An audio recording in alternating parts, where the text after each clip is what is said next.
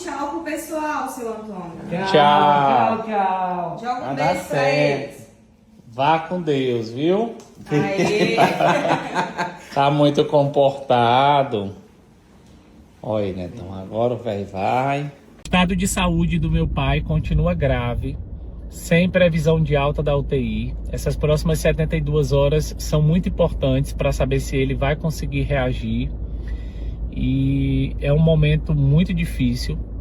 Eu sei que muitos de vocês se perguntam por que nós fomos fazer a cirurgia nele, né? Já que ele estava tão bem, ele estava melhorando bastante, por que nós decidimos então fazer a cirurgia? Gente, eu viajei para Fortaleza, no Ceará, há mais ou menos um mês, e durante essa viagem eu comecei a receber notícias que meu pai não estava mais tão consciente. Ele estava falando que não estava na cidade que a gente mora.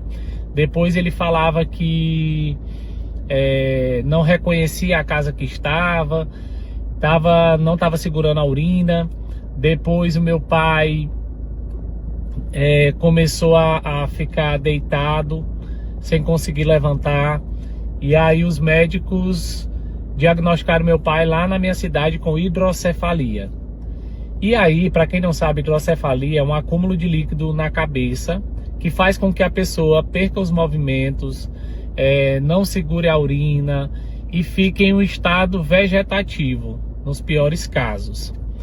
E o médico lá de Balsas disse o seguinte: vamos fazer uma punção na cabeça dele para retirar o líquido e ver como ele vai reagir. Se ele melhorar, é recomendado fazer a cirurgia.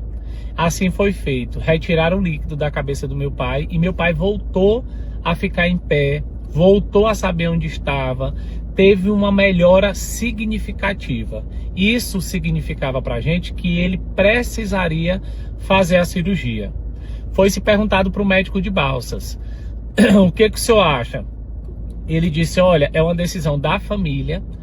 E aí eu disse para minha irmã, que estava com o médico na hora: pergunte a ele, se fosse o pai dele, o que ele faria. Ele disse: pela idade dele, eu faria a cirurgia. Não contente com essa decisão, o médico de Balsas disse o seguinte: procurem outro profissional para vocês ouvirem uma outra opinião e tomarem a decisão. Pesquisamos bastante. Esse doutor aqui de Palmas é bastante conhecido. Pesquisamos muito de clientes que já passaram por ele, de pessoas que trabalham com ele, até de vizinhos dele a gente conversou. E todo mundo que conhece esse doutor que fez a cirurgia do meu pai aqui diz: ele é um ser humano incrível, ele é honesto, ele não é uma pessoa enrolada, ele sabe o que faz, ele é competente. Trouxemos meu pai para Palmas.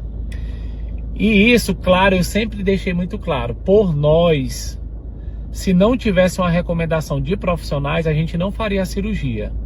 Mas a gente ia ouvir quem entende, porque nós não temos estudo sobre isso, a gente não tem conhecimento. Então a primeira recomendação era fazer a cirurgia. O médico daqui de Palmas disse: sabe o quê? Seu pai é novo, tem tudo para ficar bem, tem tudo para ficar bom, a gente recomenda fazer a cirurgia. E aí pedimos todos os exames de pré-operatório, de risco cirúrgico, foi tudo feito, gente, conforme tem que ser feito. Não contente, eu liguei para vários amigos médicos, perguntei: o que vocês acham? Francisco, você tem a recomendação do médico de Balsas. Se o de Palmas está dizendo que dá para fazer a cirurgia, só acredita, vai lá e faz.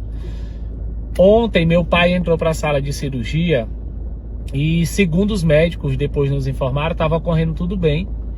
Porém, ele teve um pico de pressão, o que não era esperado. Já tinham colocado a válvula, aí esperaram ele se acalmar, colocaram a válvula na cabeça dele.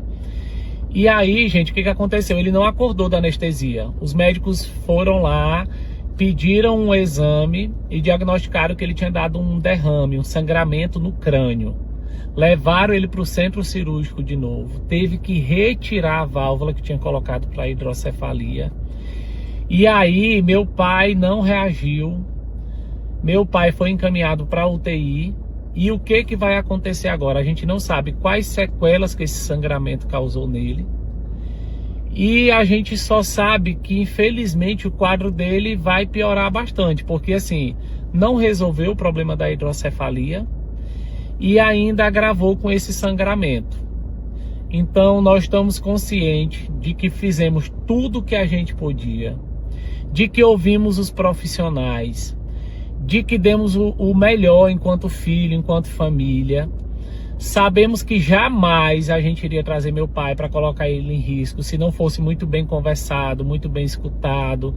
A gente sempre soube que meu pai, vocês que são seguidores, acompanham que meu pai nunca cuidou muito bem da saúde dele, da diabetes. Era uma briga constante minha.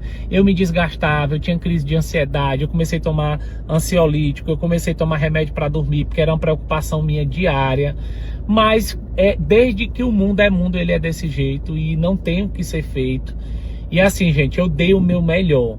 O que mais me dói é saber assim, que ele falava muito assim para mim: eu confio em você, eu confio em você. E eu, pai, desde o primeiro momento, toda decisão que eu tomei, eu fiz um grupo entre meus irmãos e a minha mãe, e tudo eu falava: o que vocês acham?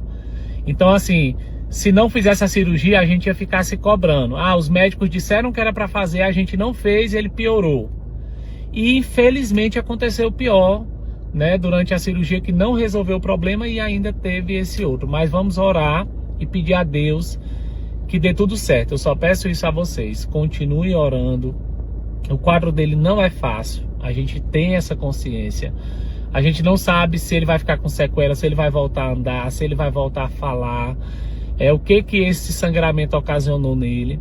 Os médicos disseram que era para ser um corte pequeno atrás da orelha, mais ou menos assim, deste tamanho, e teve que abrir a cabeça dele, né? Teve que quebrar um osso, se eu não me engano, para acessar o crânio, tentar conter esse sangramento. Então o caso dele, gente, é considerado de grave para gravíssimo.